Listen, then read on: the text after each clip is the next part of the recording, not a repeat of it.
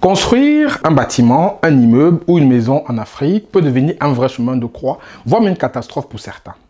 Pour t'illustrer ça, je te laisse avec un extrait d'une petite vidéo d'un bâtiment qui s'est effondré complètement en Afrique en quelques secondes. Une maison de 2 niveaux là qui est en train de s'écouler tout doucement. Moi particulièrement, je suis pas allé au travail aujourd'hui pour observer, pour voir, pour visualiser cet événement. Voilà. Voilà!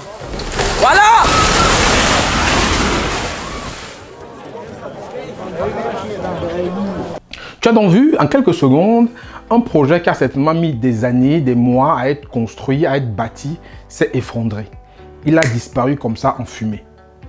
Si toi aussi tu veux éviter d'avoir ce type de résultat après quelques années quand tu as lancé ton projet, je t'invite à écouter la vidéo qui va suivre un peu le jingle. Je vais te donner quelques conseils, quelques éléments que tu dois considérer avant de lancer un projet de construction immobilière sur le continent africain.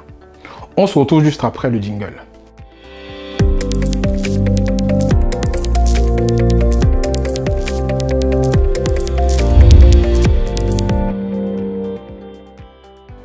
Bonjour à toi, je suis Franck Kenyé, nous sommes sur la chaîne Devenir riche en Afrique.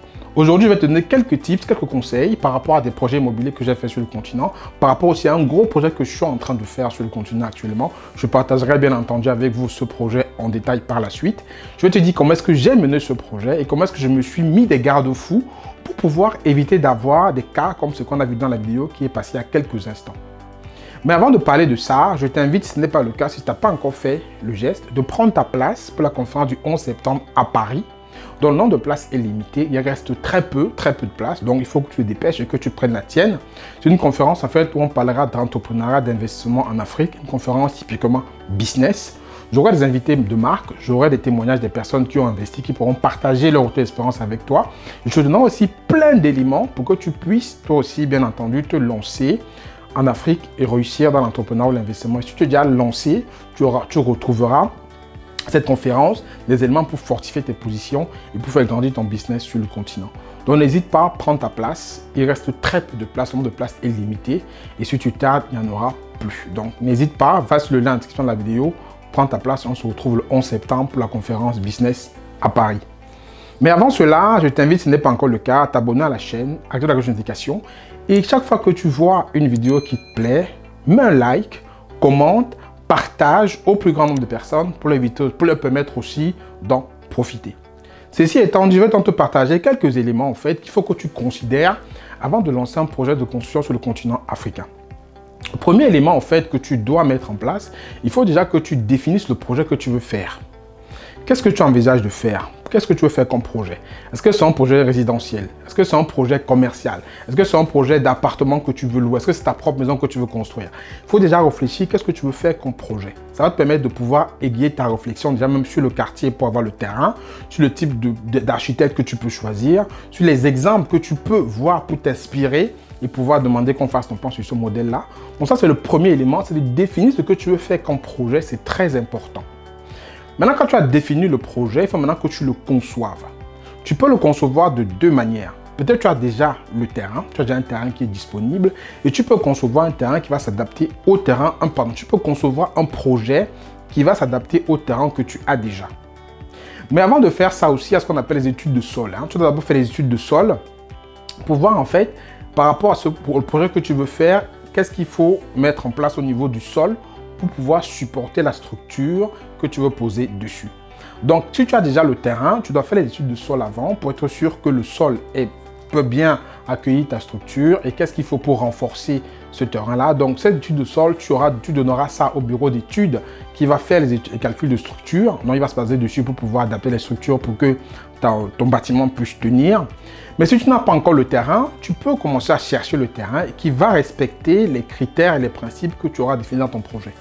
Si c'est un terrain, si dans ton projet c'est du commercial, tu ne vas pas aller chercher un terrain dans une zone qui n'est pas accessible, qui n'est pas viabilisée, une zone où il n'y a pas assez de trafic.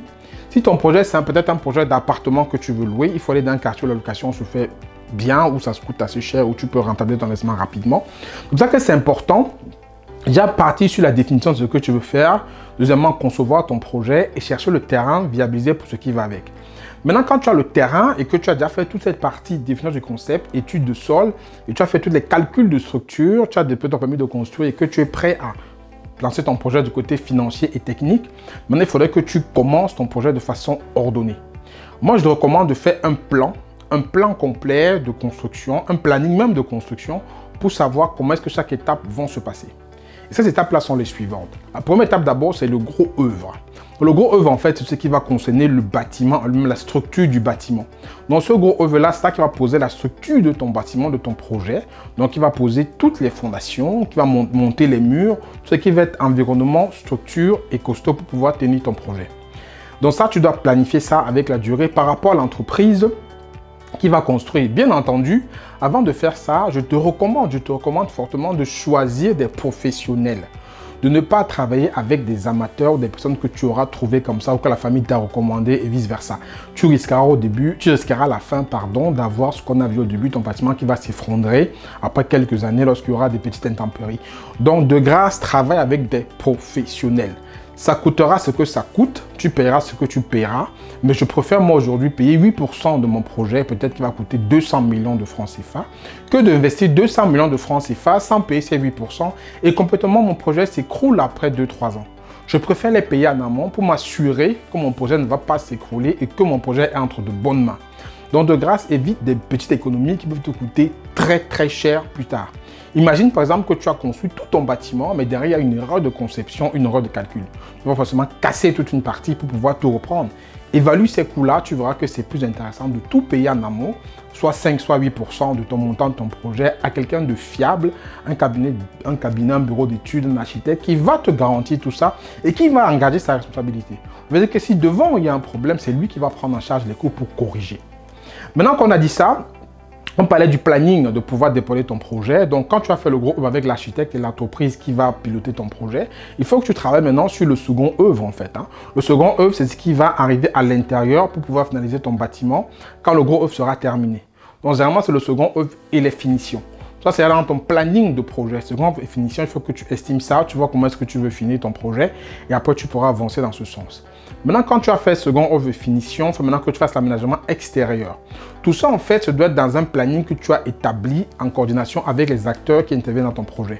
Et comme tu dis, travaille avec des professionnels. C'est mieux de payer un peu plus au départ, mais tu garantis ta construction. Tu évites, après quelques années, que ton bâtiment tombe complètement. Donc, je t'incite vraiment à travailler avec des professionnels, des personnes qui ont pignon sur rue, qui ont déjà peut-être me fait leur preuve que tu peux aller voir, que tu peux aller vérifier. Et derrière, si tu penses que tu n'as pas la capacité de construire ou de challenger ce qu'ils te proposent, tu prends un conseil. Tu prends un conseil d'un génie civil qui est plus capable que toi de challenger ça. Mais évite des petites économies qui pourront te coûter très cher par la suite. Donc maintenant que tu as fait ton planning du gros œuvre, second œuvre et finition et aménagement extérieur, tu peux maintenant voir ton projet, voir la durée qui va se passer, voir le financement et maintenant tu peux le lancer, le dérouler et suivre étape par étape pour être sûr que ça va bien se passer.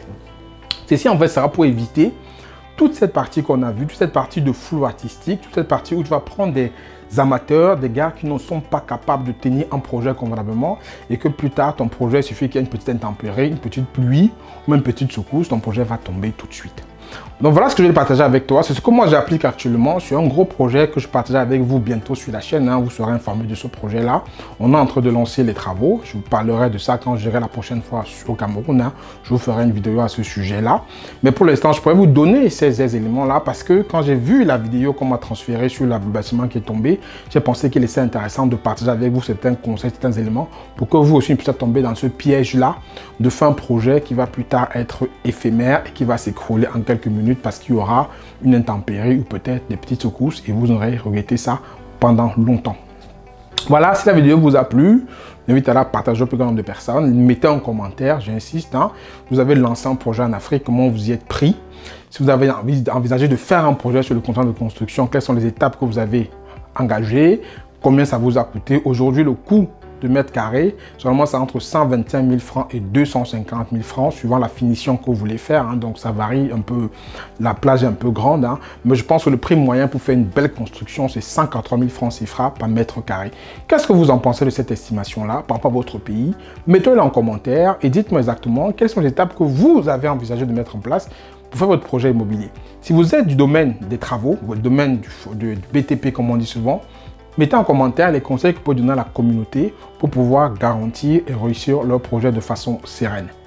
C'était Franck Aigné, je vous dis à très bientôt dans une prochaine vidéo. Et je vous attends bien entendu le 11 septembre pour pouvoir partager avec vous toutes les expériences sur le continent en termes de business. D'ici là, je vous dis à très bientôt. Prenez soin de vous. Ciao, ciao.